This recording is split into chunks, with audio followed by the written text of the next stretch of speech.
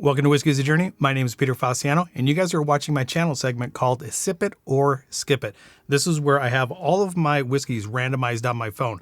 I'm going to spin the wheel, pull it off the shelf, whatever it selects.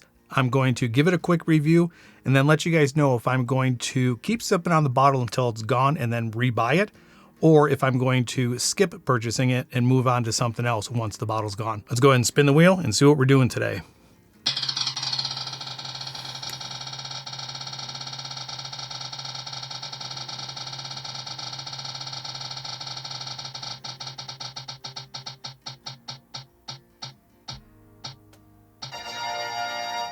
But that seemed extra long.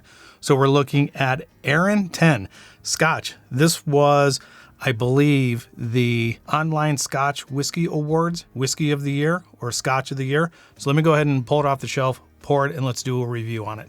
All right, Arran 10. And this was actually part of my Scotch reviews as well in my Scotch series when I was doing Scotch single malts in age order. This was in there. So just like always, the information for the whiskey is right here, or in this case, the single malt Scotch is all right here, along with my sip it and skip it tallies up to this point. All right, let's get this thing on the nose. Fruity sweet. Not a whole lot of spice, but I do get some malty note in here, obviously because it's going to be a single malt. If I want to define what type of fruity sweet it would be, I would lean more towards the lighter fruits. The peaches, maybe a little bit of green grape, but not an overpowering green grape.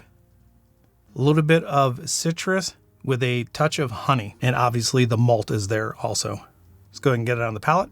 All right, so that's a little interesting. This may be because it's the first sip of the day, but I get hit immediately with spice and then it flips to sweet. There's definitely malty notes in here, but I'm getting a little bit of a citrus bite or a citrus sting. And I think that's what I'm equating as the spice. It's not a citrus sweetness. It's a citrus tang or spice. Upon that first sip, I would think that this would be a very good Scotch to start out with if somebody was looking to get into the Scotch world. It's not sharp. It's well-rounded. The ABV is not going to overpower you. It's sweet enough, but not too overly sweet.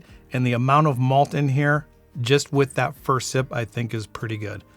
But you can't trust that first sip. So let's go ahead and get that second sip down, concentrate on the finish, and then let's talk about it a little bit more. All right, so that second sip, now I'm getting a little bit of a pepper spice. I would say the lighter fruits would come in here, the peaches, maybe the pineapple, a slight amount of grape, not necessarily overpowering, not like a wine grape, just the green grape sweetness without having that wine influence. On the back end, I get a maltiness, slight amount of bitter, and maybe that barrel tannin. And I've always said this pretty much in every single video. I don't think the barrel influence is overpowering. That gives that over amount of tannin. Maybe we will call it over oaked. This is not over oaked. I don't have much of a tannin bitterness, but it is there. A little bit of it is good. A lot of it is bad. Let's get a third sip, and I really want to concentrate on the finish here, and then we'll go ahead and let you know if it's going to be a sip or a skip. Third sip, the spice is now taking a backseat to the sweetness. Not much has changed in the type of sweetness it is. I still get a lot of the light fruits, pineapple, peach, grape. The spice is now showing up on the back end. It's not sharp. It's well-rounded. I think it would be a very easy sipper. And then on the finish, I would say that it is a medium to short finish. You get the malty, fruity notes lingering around just a little bit, slight amount of tannin on the side of the tongue, and then it just fades away, wanting to go in for another sip.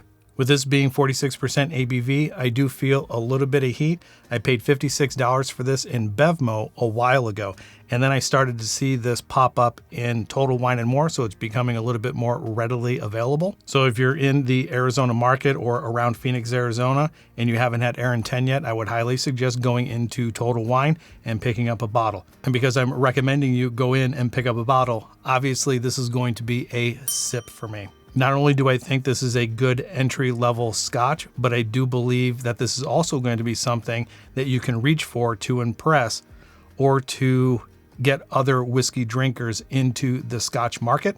and it'll be a regular Scotch in the rotation. It's really good. It provides enough amount of sweetness with a just amount of spice. The malt is not overpowering, and I really do think that this would be a good introductory Scotch for the people that are coming from the bourbon world that want to dabble or just test the waters of Scotch. And now that we're moving into the summertime, don't be afraid to put a little bit of water in this or a big chunk of ice and see how it does on the rocks. So let me know in the comments down below if you are familiar with Arran, if you've had the Arran 10, if you've had maybe some of the older expressions or the other expressions that Arran offers. Do all those things that YouTubers ask you to do. Like, subscribe, share, comment, turn the bell notification on because I go live with videos every Monday, Wednesday, and Friday. And once again, I hit my 2,000 subscriber mark. So thank you guys all for doing everything that you guys have done up to this point.